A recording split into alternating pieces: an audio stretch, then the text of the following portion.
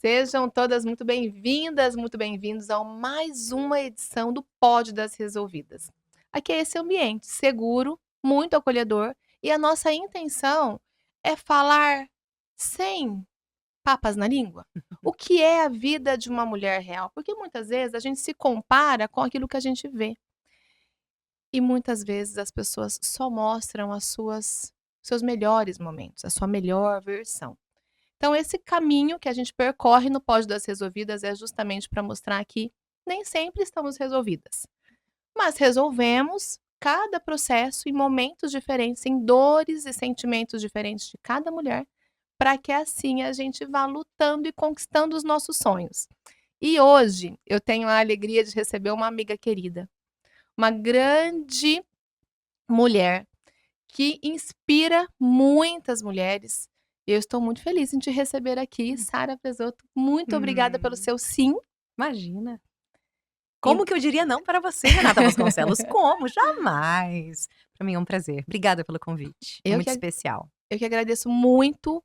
Que bom será para mim e para todo mundo que vai ouvir esse podcast, que vai assistir esse podcast, poder conhecer um pouquinho mais dessa mulher guerreira, inspiradora, que nós já conhecemos tanto. Para quem ainda não conhece, a Sara é apresentadora desde quantos anos, Sarinha? 9 anos de idade. Trabalho em TV desde os 9 anos de idade. Fiz rádio, fiz TV, passei por várias emissoras. Sou formada em jornalismo, fiz pós em atuação e cinema nos Estados Unidos. Sou docente universitária e jornalista, apresentadora de TV. E é tudo isso, mas uma mulher real. Uma mulher real, Mãe, sim. esposa. Mãe, mulher, esposa, uma criança que foi extremamente insegura, que teve uma autoestima muito baixa e que eu demorei muito para, acho que encontrar o meu espaço, assim, não profissionalmente, porque a Sara apresentadora, aquela que a gente vê às vezes na televisão, é ela conquistou o seu espaço, mas a Sara mulher, ela demorou bastante para saber quem era ela. Uau! Essa nem eu sabia. Pois é, pois é. Eu sempre fui muito insegura, Rê, muito. E além de insegura, uma autoestima muito baixa, de achar assim, eu achava que eu era a prima mais pobre, a amiga mais feia, a mais burra da sala, sempre me achar menos, sempre me achei menos, sempre, sempre. A infância inteira, a adolescência inteira. Aquela que não sabia ouvir elogio? Não, ai eu tô aprendendo. Quando você Uau! fala pra mim assim: "Nossa, que brinco lindo", eu vou falar assim: "Ah, eu comprei no Brás, né, te paguei R$ 15". Tem Em vez de eu sempre que falar: justificar "Sempre para eu menos. justifico". Assim: "Obrigada que você gostou". Difícil. Então foi uma conquista. Eu vou fazer 47 anos esse ano com muito orgulho. Sou de 79. E eu digo que eu demorei muito para me reconhecer mesmo, saber o que realmente eu gosto, quem realmente eu sou, não a profissão. Porque assim, quem é você? "Ah, eu sou apresentadora de TV". Não, não. Quem é você? O que você gosta de fazer? "Ah, eu sou mãe, sou esposa". Não, você. Se a gente faz essa pergunta para as pessoas, às vezes a gente não consegue responder. Eu, quem eu sou? O que que eu realmente gosto? O que que eu faria se eu não pudesse, não devesse nada para ninguém, não tivesse boleto para pagar? A gente não sabe responder algumas perguntas. E eu falo que foi depois dos 30 anos que eu fui me reconhecendo, com muita terapia, vários processos eu passei. Eu falo que quando a gente passa por desertos, deserto é um processo de cura também, né, é um Sim. processo de forja e de autoconhecimento. Então eu acho que eu passei por muitas coisas difíceis também, e que essas coisas me forjaram. Talvez por elas você vestiu uma personagem, já que você sempre estava ali à frente das telinhas desde tão pequenininha. Você Sim. acha que talvez esse impacto de a Sara da Uhum. comunicação, lá da TV, enfim, fez com que esse seu processo de autoconhecimento fosse mais doloroso para você? Ou você não Aham. conecta uma coisa com Ai, a outra? conecto. Eu acho que a gente tá totalmente interligado, não existe só a Sara profissional. A Sara profissional, ela tá dentro do pessoal, é um espectro, né, um aspecto maior. Mas eu acho que tem 2 coisas aí. Eu acho que eu fui fazer televisão para curar feridas minhas. Se eu era extremamente insegura, se eu era uma criança com uma autoestima muito baixa, com sentimento de rejeição muito grande, o que que uma criança que tem sentimento de rejeição, sentimento de abandono, não quer dizer que eu fui abandonado pelos meus pais, é aquilo, nós vamos, ferir os nossos filhos e, traumatizá-los independente do que a gente Sem faça, né. querer. Às vezes eu me senti assim, por um motivo ou por outro, independente do que os meus pais, da melhor forma que eles puderam fazer, sendo professores do estado, uma vida financeira difícil nós tivemos, mas eu me senti abandonada e rejeitada. O que uma criança que se sente abandonada e rejeitada, ela quer? Atenção, O que eu fui fazer? O que eu virei? TV. Pra quê? Pra Uau! ser vista, pra ser amada, pra falar: "Olhem pra mim, alguém me dá atenção?". Ô Sara, e olha que impactante isso, né, porque eu fiquei te ouvindo agora e pensando nesse momento que a gente vive, com os nossos filhos, essa vida de influenciador, de YouTube, tá tudo tão em alta. E às vezes, que fique um alerta, porque pode ser que as nossas crianças estão querendo ir lá para as redes sociais chamar a atenção de alguma forma, e a gente tem visto tanto isso através de dancinhas e tudo mais, Aham. porque falta em casa. Uhum. Meus pais estavam trabalhando, eles só estavam buscando o melhor possível. E a gente ficava sozinho à noite. Meus pais eram professores do estado, às vezes eu lutava contra o sono para poder esperar minha mãe chegar à noite, porque eu estava morrendo de sono que acordava cedo. Então, aquela menina se sentiu de certa forma, desamparada, abandonada. Não porque os pais estivessem abandonado, eles estavam apenas cumprindo o dever deles. Eles estavam trabalhando como eu mesma trabalho. Como eu já ouvi do meu filho: "Você trabalha demais". Eu falei: "Opa, será que eu estou repetindo o que eu Mesmo ciclo. vivi?", né, o mesmo ciclo. É. Eh, então assim, eu acredito que eu fui parar na televisão como uma forma de um manifesto, né. Eu quero ser vista, eu quero que alguém me ame, eu quero que alguém me dê atenção. Uma carência, tá. E acredito que, sim, foi mais difícil passar por obstáculos difícil, né, comparar: "Ah, é mais difícil pra mim do que pra você", não existe, cada um sabe a dor e a delícia de ser o que é. Mas eu acho que sim, foi muito difícil pra mim, porque assim, eu tinha que mostrar na televisão uma coisa, enquanto dentro de mim eu estava em cacos. Diferente das redes sociais de hoje em dia, né, que hoje até a gente, apesar de ser uma fração da vida, mas a gente expõe, a gente, escancara assim: "Ah, eu tô triste, ah, eu já tô com cólica, eu já tô não sei o quê". Na TV não era assim, você tem que estar perfeita, você não pode errar e tá tudo bem, não importa se sua vida tá um caos, se você tá em cacos por dentro, mas você tem que ir lá e fazer o seu melhor. Então é como se eu ligasse uma chavezinha, tanto que eu passei por processos, em uma outra emissora que eu trabalhava, uma outra época, de assédio moral, de assédio sexual. Cheguei a entregar meu cargo, eu fiquei 6 meses trabalhando, chegando chorando todos os dias, mas na hora que ligava a câmera, tô lá, tô ao vivo, tô fazendo. E é difícil isso, né, porque eu estava segurando uma máscara, uma persona, que na verdade estava louca de vontade de desabar. Então aquilo também me fez mal. E enquanto nessa sua dor, Hum. você estava sendo a sua versão profissional muito bem resolvida, né, que você chegava e fazia o que tinha que ser feito, Uhum. recolhia ali os seus cacos e ótimo. Mas você disse que Por dentro. chorava antes, chorava depois. Como foi para você, aceitar essa sua fragilidade? Porque teve um momento que você se desligou, que Foi. foi o que você acabou Eu de acho que eu dizer. não aceitava a fragilidade, porque eu falava: "Eu não posso ser fraca". Eu me sentia assim, eu não podia ser fraca. Eu tenho que ser forte, eu tenho que dar conta. Poxa, todo mundo dá conta, todo mundo tem problemas. E eu aprendi que eu preciso ser gentil comigo mesma, Que incrível. né, que eu preciso, me tratar bem, senão eu não vou conseguir tratar bem ninguém. Porque se eu fui uma criança ferida e hoje eu sou um adulto que sangra machucado, eu vou sangrar em pessoas bem próximas a mim. E é o que estava acontecendo. Então, eu recuei, eu dei um passo para trás, eu saí de televisão, eu fiquei 1 ano fora, Foi muito difícil fazer isso, mas eu precisava e eu achava que quando eu saísse, todos os meus problemas iriam acabar. E não foi o que aconteceu. Normalmente, até mesmo a própria medicina chinesa fala que quando você relaxa, é aí Que o que o corpo corpo vai sente que sentir. pode. Daí eu comecei a ter dores físicas, eu falo que a minha dor da alma foi para o corpo.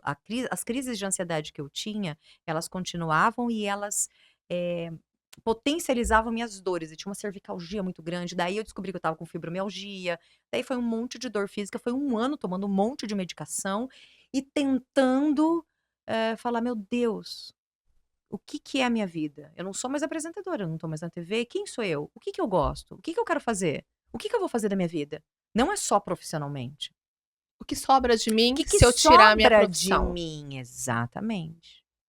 Daí eu fui me reencontrar, me reconhecer, catar os meus cacos e falar: "Vamos lá, quem é a Sara?". Se eu te perguntar hoje: "Renata Vasconcelos, quem é você? O que que você gosta de fazer?", sem ser o método resolvida, sem ser o podcast. O que que você gosta de fazer? É pra eu te responder? É, De é. verdade? Eu gosto de ficar com os meus filhos e com meu marido. Tá. Eu adoro ter os nossos momentos mais simples possível. Eu E sinto, assim, que eu se os transcendo. seus filhos e o seu marido forem viajar, você estiver sozinha, o que que você faz? É. Você sabe que um dia já me fizeram essa pergunta, e depois desse dia, volta e meia eu mesma me pergunto isso, porque eu não tive a resposta, do mesmo jeito que agora a voz embarga. Mas é, Renata. Eu tive uma situação de saúde também, exatamente Você teve semelhante à burnout sua, também, tive né? burnout, parei, meu corpo me parou. E eu lembro que quando eu comecei a retomar minha vida social, depois de um tempo afastada, um amigo me perguntou: "O que você gosta de fazer?". "Ah, eu gosto de ficar com meu marido, com os meus filhos, eu gosto de trabalhar", são coisas que realmente trazem prazer. Você, se você tiver 1 hora por semana pra você fazer alguma coisa pra você. Pensei: "Gente, eu não sei". Eu já não sei mais o que eu gosto de assistir, porque eu só assistia desenho, eu não sei mais o que eu gosto de brincar, eu não sei mais nem Nem de talvez comer, a porque você roupa. faz o que eles gostam de comer. Exatamente, o que que eu gosto de comer só eu? Que roupa que eu vou vestir pra ficar só comigo, Aham. né, não pra precisar ir trabalhar, pra precisar ir para o parque com as crianças, enfim. E parece que isso é o normal, porque a gente cresceu com tantas atribuições, você tem que ser uma boa filha, você tem que ser uma boa irmã, você precisa ser boa na sua profissão, você tem que conquistar o mundo, depois ser uma boa esposa, ser uma boa mãe, que a gente não tem tempo de olhar para nós, A gente não tem tempo de ser boa com a gente mesma. de ser gentil, Com a gente de mesma. ser, de entender, tudo bem, é um momento de fraqueza agora, eu não quero fazer nada, eu preciso de um tempo para mim. E parece, Sarinha, que quando a gente fala sobre isso, já falei aqui outras vezes com outras convidadas, é um crime. Tipo, nossa, vou fazer alguma coisa só pra mim? Parece uma futilidade tão grande, Uhum. porque nós não aprendemos que nós somos importantes para nossa vida. Só que se tirar tudo da nossa vida, e eu tive isso e você também passou por isso.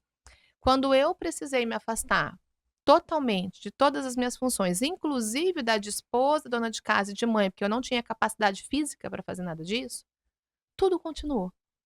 Só quem parou fui eu. Precisou-se fazer alguns ajustes para levar as crianças para a escola, para Mas a vida alimentação, continuou. mas tudo continuou. Eles não Ah. faltaram na escola, ninguém ficou doente, a minha empresa continuou, meu marido, tudo continuou. Só quem esteve fora do trânsito habitual fui eu.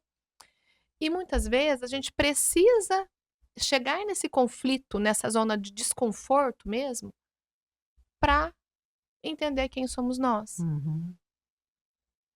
Eu falo que é uma evolução constante, né. É uma evolução constante do porquê que a gente veio, né? Por que que eu tô aqui? Uhum. Nós Ninguém tá aqui por acaso. Não. Ninguém tem seus dons e seus carismas por acaso.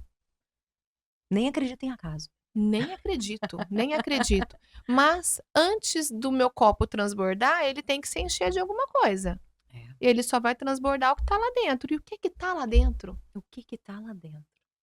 Eu acho que essa pergunta que eu te fiz, que foi a que fizeram pra mim, que eu me fiz, a maioria das mulheres não sabe responder, ou a maioria das pessoas. Não tô falando de: "Ah, eu gosto de ficar assistindo série", não. Um hobby, alguma coisa que você faça que te traga uma sensação de você sabe o que que me completa? Que você descobriu Eu depois. descobri, é a pintura. Depois de tantos anos eu voltei a pintar. Mas é difícil isso, eu acredito que as pessoas estão perdidas de si mesmas, É, porque convencionou-se, né, a gente tem que pertencer a esta sociedade, então é a Sara mãe, é a Sara esposa, é a Sara trabalhadora, é a Sara filha, é a Sara amiga, é a Sara que cumpre os seus compromissos sociais. E a Sara, só a Sara, aquela menina, o que que ela gostava? O que que ela fazia? O que que a Renata gostava de e brincar? você se lembra quando você era criança, o que que você gostava? Você fazia alguma coisa pra você? Porque quando eu voltei pra minha história, desde muito criança, eu não me lembro. Não, Eu sou nada. filha mais velha e eu e meu irmão temos 2 anos de diferença, e depois foram mais 2, nós somos em 4. Então eu sempre gostei muito de cuidar, de ajudar, e aquela responsabilidade de uma família muito tradicional, então Uhum. eu já fui desde cedo fazendo o que agradava a todo mundo.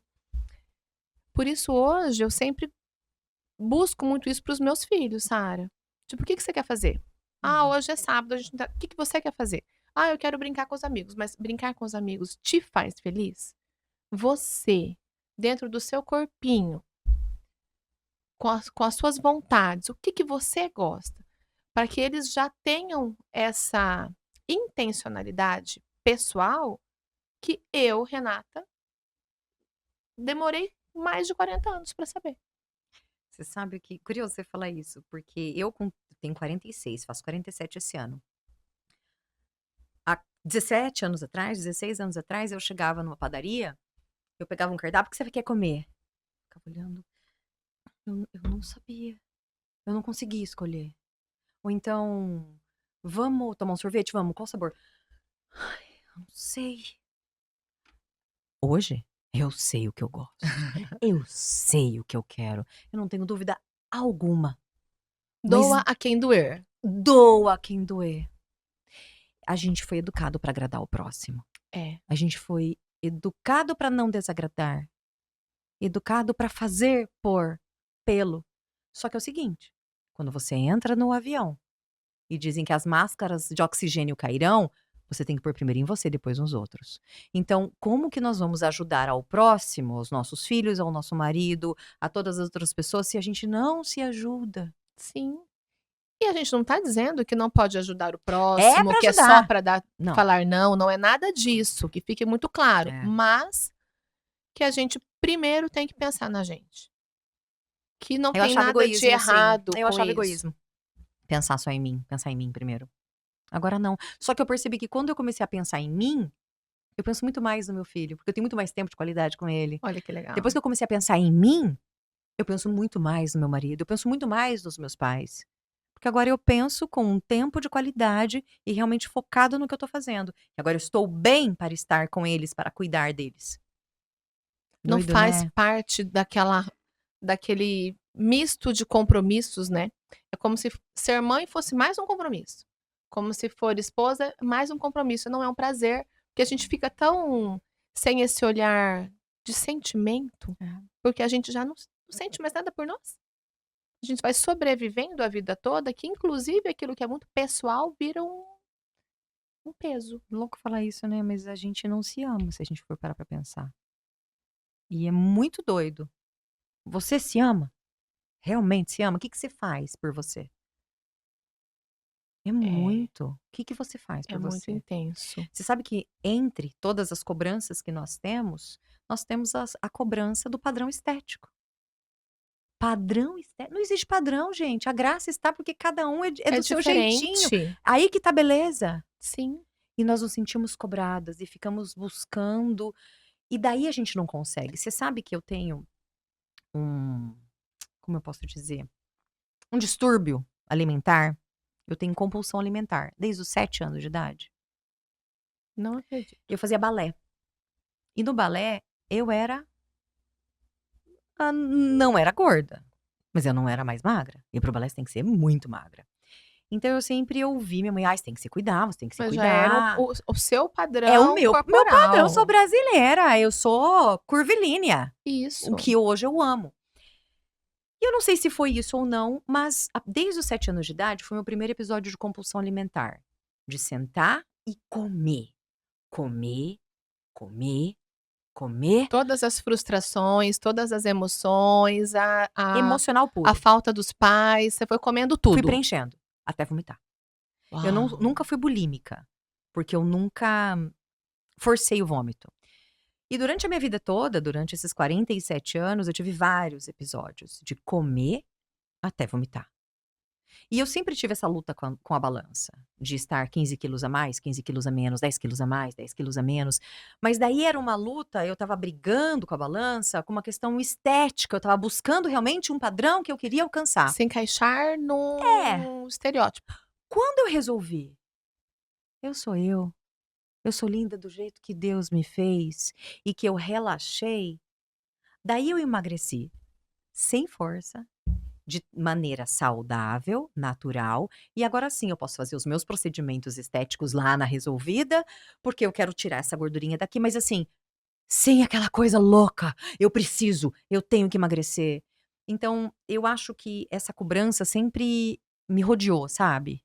Sempre me rodeou. De chegar a gente e falar assim: "Ó, a gente tem que cuidar com o peso", né, existe Principalmente porque para uma pessoa que está exposta como você, exatamente. Eu já cheguei olha só, eu já passei por uma situação de um dia ao vivo, numa outra emissora que eu estava, de um cara mandar mensagem no YouTube, e a minha produtora falou: "Não lê, não lê, não lê". "Ah, se fala, não lê claro. aí que a gente vai ler, sou curiosa". Eu falei o cara falou assim: "Ah, essa apresentadora, como que ela falou? Ele falou: "Tá muito gordinha, tá acima do peso. Se ela é apresentadora, tem dinheiro, devia se cuidar". Minha produtora ficou louca. Queria nossa, né. E ela foi atrás dele, era um policial, tipo: Que o cara tá falando de mim? Cuida da vida dele, eu cuido da minha. Se tá achando ruim que eu tô fora do peso aparecendo na casa dele, troca de canal".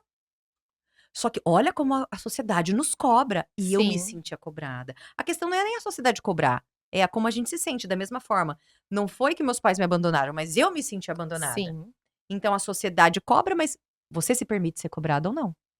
E eu me permiti durante muitos anos. E eu lutei com essa compulsão alimentar, que me perseguiu, que me rodeou. A partir do momento que eu falei assim: "Não sou mais novinha, não tenho meu corpo de 20 anos", que eu era magrinha e achava que era gorda, meu Deus. E eu falo assim: "Eu tô muito bem do jeito que eu tô". A partir do momento que eu me aceitei, falei: "Eu tô linda, eu me amo", não sei, parece que as Vira coisas uma chave. virou uma chave. Minha autoestima foi lá pra cima, Sim. eu emagreci sem fazer força. Olha que coisa doida. Todo excesso, ele demonstra uma fraqueza, uma falta. E quando a gente pensa em sobrepeso, em compulsões, em uma busca desenfreada por um físico perfeito, na maioria das vezes, trata-se de algum trauma Uhum. emocional de infância ou de um relacionamento, enfim. E as pessoas muitas vezes elas querem se encaixar em um padrão.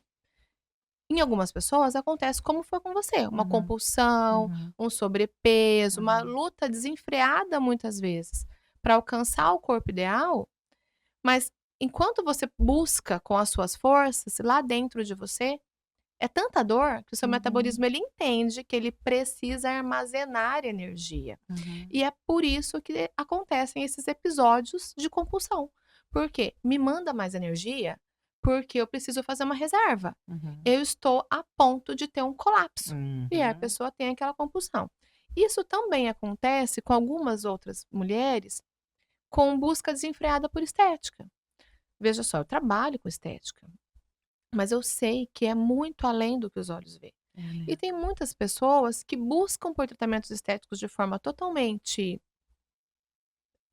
compulsivas, inclusive, Uhum, porque uhum. elas nunca estão satisfeitas e nunca estarão, porque é uma falta que vem de dentro, é Que uma nenhum tratamento vai fraqueza, preencher, não né. vai. É. E é aí que mora o perigo. Eu falo que esse movimento do Pod das Resolvidas é justamente para a gente trazer voz e dizer: "Tudo bem, eu já tive as minhas fraquezas. De que forma eu lutei com isso? Você teve as suas e todo Uhum, mundo tem". sim. O que a gente tem que entender é que somos corpo, mente e espírito. Se a gente não alinhar tudo isso e entender que eu sou diferente da Sara, Uhum.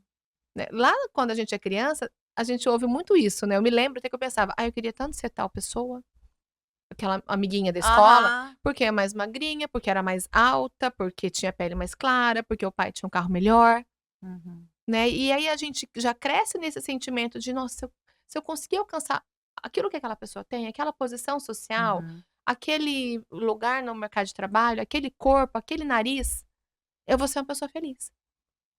Mas na verdade, é algo que vem de dentro, que precisa ser Uhum. muito bem alinhado.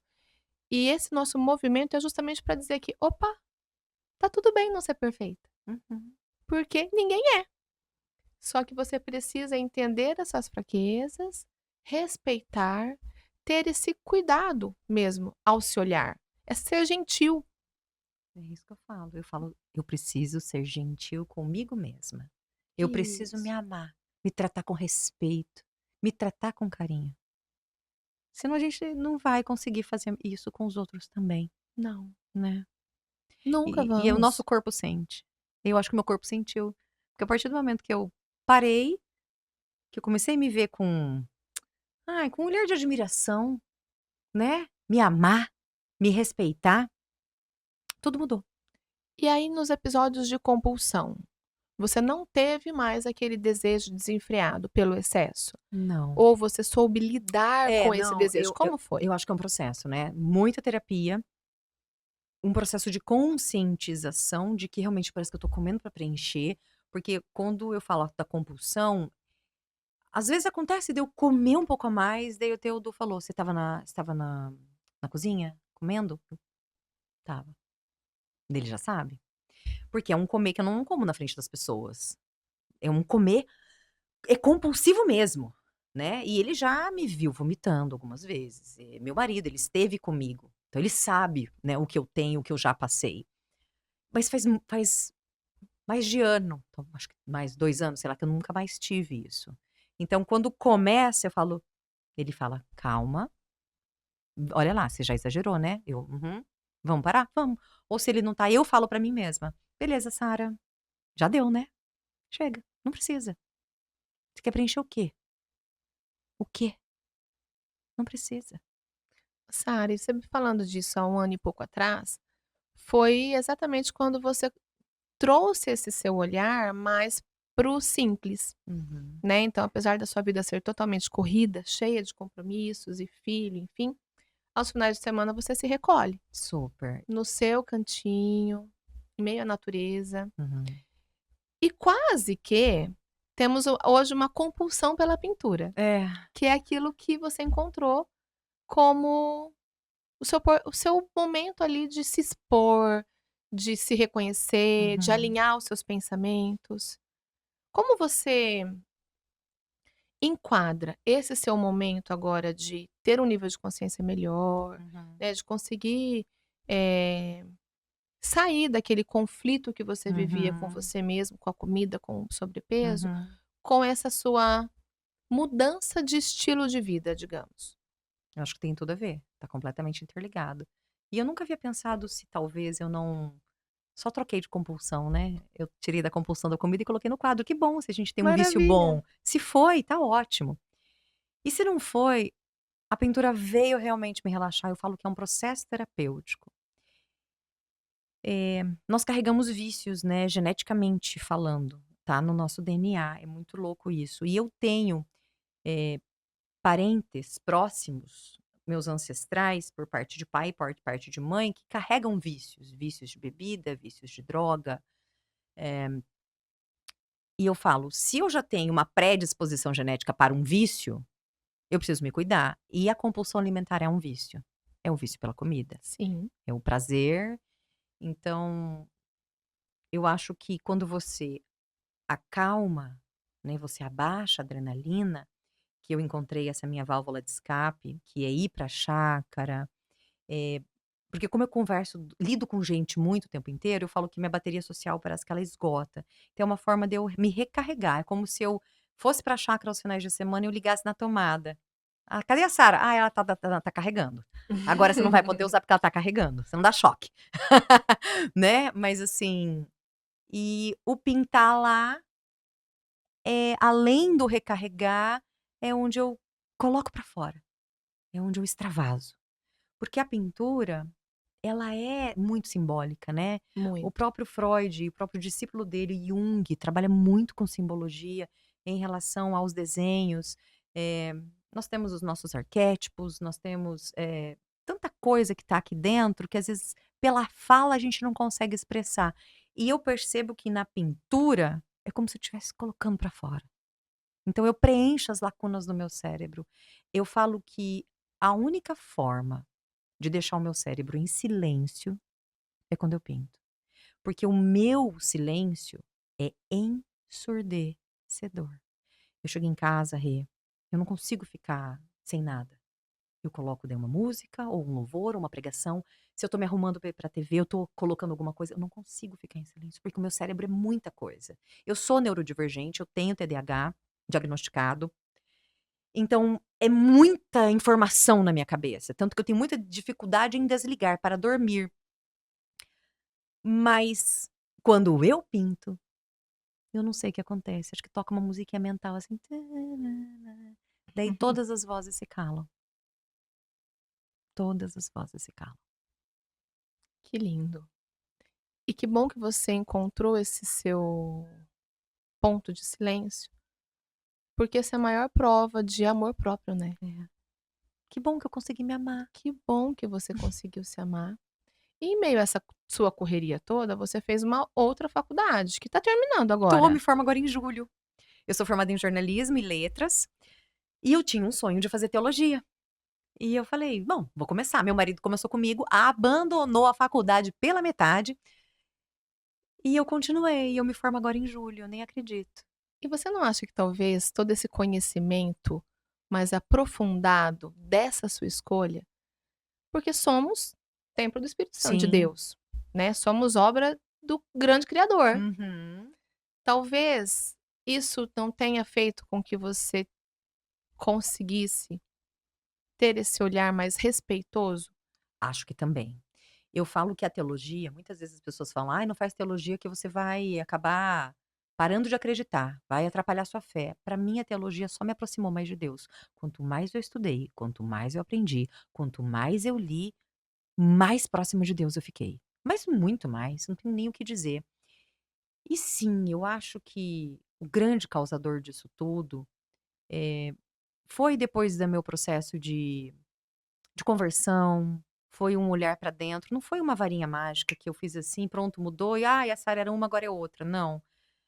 Mas foi um processo desde 2019, uma reconstrução, né, um novo vaso que foi sendo moldado, e realmente, se você parar para conhecer a Sara de antes, que você não me conhecia antes, e a Sara de hoje, graças a Deus, eu mudei para melhor. Eu sou outra pessoa, eu evoluí. Ainda bem. A essência é a mesma, a essência é a mesma, mas eu evoluí, eu mudei. Para com os outros e para comigo também. É o alinhamento, né, É, de corpo, mente e é. espírito, você conseguiu chegar nesse seu equilíbrio. E aí eu acho que é uma busca, até o último suspiro, né, eu falo assim: eu pretendo continuar evoluindo e vou buscar, meu autoconhecimento até meu último suspiro, antes até eu morrer, porque eu quero melhorar, eu quero ser uma pessoa melhor, né, eu preciso ser. Então, por mim, pelos meus, pelas pessoas que eu amo, mas por Deus também, né, eu preciso fazer Honrar, isso. né. É honrar, É. eu acho que tá tudo interligado, o que você falou, é como se fosse uma roda, né. Às vezes você tá com o profissional 10, seu espiritual tá lá no 5, seu emocional tá lá no 0, sua roda não vai girar. Você tem que deixar tudo, equilibrado, senão a roda não gira, Não, não senão gira. vai parar em algum lugar. Né, é o que você falou, não adianta todo excesso, toda falta, tem que ter o equilíbrio. Mas é que sabe o que eu acho? Eu não sei. Agora talvez eu viajar um pouco, mas eu lembro que quando era pequena, eu ouvi uma frase, você sabe que eu aprendi a ler na Bíblia, né. Hã. A gente não, como eu falei, a nossa situação financeira não era tão fácil assim, nós éramos meus pais eram professores do estado, e daí uma vez entraram em casa, a gente tinha uma televisão, nunca tinha nada, muita coisa, e roubaram a televisão que a gente tinha. E naquela época não tinha aquela lugar que você vai e divide em 10 vezes, 24 vezes. Antigamente era tudo muito mais difícil. Nossa, se você quisesse a bicicleta, você tinha que esperar seu aniversário, o Dia das Crianças e o Natal, você ficava o ano inteiro esperando. É. E daí eles roubaram a nossa televisão e a gente ficou 10 meses sem televisão. E foi justo na época que eu estava no processo de alfabetização. Então não tinha televisão. Então o que que eu fazia? Eu sofria de professor, o que tinha em casa era livro para dar e vender, tudo quanto é lado, livro, livro, livro, livro, livro, livro, livro. E tinha uma Bíblia vermelha antiga, que se eu não me engano, era uma Bíblia do meu pai, Bíblia de criança, de infância. E foi um dos lugares que eu comecei a ler, foi na Bíblia. Então eu falo que Deus desde sempre plantou a sementinha. Demorou para germinar, mas ela estava ali. O propósito dele era muito grande para sua vida, Amém. né? E é. E é. E você tem vivido ele com excelência, Amém. transbordado aí na vida de tantas pessoas. Amém. E aí você me contou vários momentos da sua vida. Eu quero agora te fazer uma pergunta. Tá. Quando foi que você achou que você viveu a sua versão pior de uma mulher resolvida? Eu tive um relacionamento tóxico. Foi antes de eu conhecer meu marido. E eu fiquei muito mal, porque eu vivia para ele. E ao mesmo tempo eu acho que eu falo que a gente fica aceitando migalhas, né, e eu acho que eu aceitei muitas migalhas, muitas migalhas. Eu cheguei ao fundo do poço, foi logo antes do meu processo de conversão. Por isso que eu falo, às vezes a gente precisa chegar até o fundo do poço para ter um lugar para você apoiar seu pé, para você conseguir subir novamente. E foi um momento muito difícil, assim, da minha vida, muito difícil mesmo, que eu digo que eu fui vítima de violência doméstica, uma violência, psicológica, uma violência, moral e uma violência física e também patrimonial. Uau! É. E é difícil você perceber que você está vivendo isso, e é difícil você, assumir que você aceitou estar nessa posição, né, e é difícil você ouvir os outros, porque os outros podem até ver e falar, mas não, você não acredita. Como que você Se aceita isso? colocar nesse lugar, Como né? você se submete a isso? E eu me perguntava, eu não acredito que eu tô vivendo isso. Eu fiquei tão mal, que eu cheguei a pensar e tentar me matar. Uau! E quantas mulheres nessa área Aham. já passaram por isso e passam por isso? Estão passando nesse Estão momento. passando. E como você saiu dessa? Eu acho que foi o início do processo do despertar. Eu saí de casa um dia de manhã, cansada de tudo aquilo que eu estava vivendo com meu filho, e falei que eu ia, né, voltar depois do almoço. Saí de manhã, com a roupa do corpo, pra trabalhar. E daí eu não voltei mais. Fui pra casa dos meus pais. Quantos anos tinha o bem? 3 anos. Daí daí eu sei que ele falou: "Você não vai voltar?" Eu falei: "Não, eu só volto pra minha casa, a hora que você sair da minha casa". Ele falou assim: "Só saio daqui com advogado, com polícia, pode colocar o que você quiser". Falei: "Tá bom". E eu fiquei 4 dias. Daí ele falou: "Eu vou sair, mas você não vai terminar comigo". Eu falei: "Não".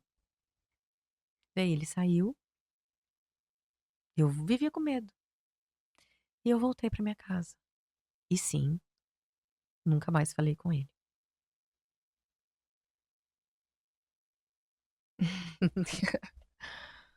Uau, você me deixou sem palavras agora. Viu como a gente muitas vezes não conhece, né? E olha Não. que a gente já se conhece há tanto tempo, eu não conhecia esse lado da sua história. É. Como muitas vezes a gente veste realmente, né, um personagem. É. E como Deus te usou nesse momento, nessas lágrimas que escorreram. Porque eu tenho certeza que tem muitas mulheres que precisavam ouvir isso. Eu falo e assim, encontrar um caminho, né. é, Não eu vai ser não, fácil. não é, não é, todo processo é doloroso, é difícil, mas eu falo assim, que se a minha dor servir para ajudar uma pessoa sequer, valeu a pena. Se o que eu passei vai valer para alguém, se alguém falar assim: "Nossa, tô passando por isso", é um incentivo para eu sair dessa situação, se eu salvar a vida de uma mulher, Já é muito. é muito. E quantas mulheres não estão passando por processos semelhantes ou até mais difíceis do que eu passei? Sim, sim. E agora para te fazer sorrir, pra gente mudar esse clima. E quando foi que você viveu ou talvez esteja vivendo agora a sua versão mais bem resolvida? Que você tenha se olhado, talvez até esteja nesse momento, mas: "Ah, eu venci, eu consegui". Eu acho que eu tô passando esse momento, assim, agora, porque não é sobre dinheiro, não é sobre onde você está trabalhando, é sobre quem você é, sobre eu não preciso me esforçar para agradar ninguém. Eu sou assim. Então, a Sara que você vê na TV é a mesma Sara que você vai conversar no podcast, que é a mesma Sara que você vai ver no dia a dia, que é a mesma Sara que você vai ver na igreja, que vai ver em qualquer outro lugar. Eu sou assim, eu tenho os meus defeitos, minhas qualidades, claro, mas assim, essa sou eu, Sim. pacote completo. E todas nós temos os nossos melhores ângulos Sim. e os nossos piores. O meu é E do esquerdo. e tá e tá tudo bem. O É. que é importante é que a gente se acolha e que quando a gente muitas vezes olhar alguém pelo seu melhor ângulo, a gente saiba que ela também tem um ângulo que não é tão legal, Não. que quando ela se lembra, ela não se orgulha tanto, Oh, né. com certeza. Mas é para isso que a gente está aqui, para viver o nosso processo, para evoluir, para ser cada dia melhor, para honrar por essa vida que a gente tem, Uhum. né, Fazer valer a pena. fazer valer a pena. A gente está caminhando para o final já. Eu quero que você deixe uma mensagem, com todo esse poder de comunicação que você tem, para quem está nos ouvindo. Se você pudesse hoje olhar nos olhos de uma mulher e deixar um recado para ela, do mais íntimo do seu coração, qual seria? Quando eu era pequena, a minha mãe lia muito poesia pra gente. E ela gostava muito de Cecília Meirelles. E isso que minha mãe é professora de matemática, não é de português, mas e eu aprendi a gostar. Esse lado artístico veio muito da minha mãe, sabe. E tem uma frase que desde então, eu falo que me persegue desde a minha infância, e eu falo: "Essa frase é tão verdadeira, essa frase é tão a gente, essa frase é tão nossa vida, essa frase é tão eu", que eu tenho certeza que, tanto para você quanto para você que está assistindo a gente, pode chamar essa frase de sua. Não vou falar certinho do jeito talvez que ela falou, mas a Cecília Meirelles falou uma frase assim: "Aprendi com a natureza a me deixar cortar e a voltar sempre inteira". Quando a gente tem uma plantinha, se a gente quer ver ela forte, crescendo para o lado certo, o que que a gente faz? A gente vai lá e poda. E o podar às vezes dói. Então todo mundo vai passar por dificuldades na vida. Mas saiba que as dificuldades que você está passando estão te forjando para você ser uma pessoa ainda melhor, para você crescer mais forte, para você frutificar e principalmente para você florir. Que lindo. Uau, vou guardar para mim. Não é lindo? Linda demais. Porque a gente tem que ser fênix, né. Quantas vezes na vida a gente vira cinzas, só o É, pó, mas a gente volta e a gente é, se reconstrói. é. Ontem eu ouvi uma frase também da Fá, eu vou até Hã. compartilhar aqui, que nós falávamos sobre férias, Aham. né, sobre tirar um tempo de descanso, e a Fá me falou de um pastor que fez uma pregação Uhum. no domingo e falava que existe um plantio em um determinado país, que eu não vou me lembrar a história toda, mas que as oliveiras de uma região, elas eram muito melhores do que das outras. Uhum. E as pessoas iam lá e falavam: "Mas por que Uhum. que aqui é tão saborosa, se aqui ela não tem o mesmo sabor? Qual é o segredo?". Aí diz que essa pessoa que cuidava ali da região, ele disse: "Porque o agricultor dessa terra, ele permite que ela descanse no tempo necessário". Muitas vezes a gente precisa ser gentil e aceitar que também precisamos parar, refletir, mudar de rota. É assim que a gente vai ser a fênix que a gente tanto precisa ser. Uhum. É isso aí. É isso. Obrigada. Eu que agradeço Ai, que muito, foi uma lindo! delícia essa nossa conversa. Eu posso dizer que hoje eu sou uma resolvida. Eu sou, eu não era. Se você me perguntasse há 16 anos atrás, eu falava: "Ai, não era, não era". Agora eu sou bem resolvida. Que lindo, que lindo. Eu fico muito feliz mesmo. Eu te Obrigada. admiro muito. Muito obrigada por ter A dado sua voz recíproca é para verdadeira. nós. Imagina. Gente, esse foi mais um episódio do Pod das Resolvidas. Quantos insights, hein? Quanto crescimento, quanta inspiração você trouxe para nós, Sarinha. Muito obrigada pelo seu sim nesse momento. Fiquem por aqui. Logo a gente vai ter mais episódios. Espero que a gente possa contribuir muito para a sua vida e para a sua transformação, para ser cada vez ainda mais uma mulher resolvida.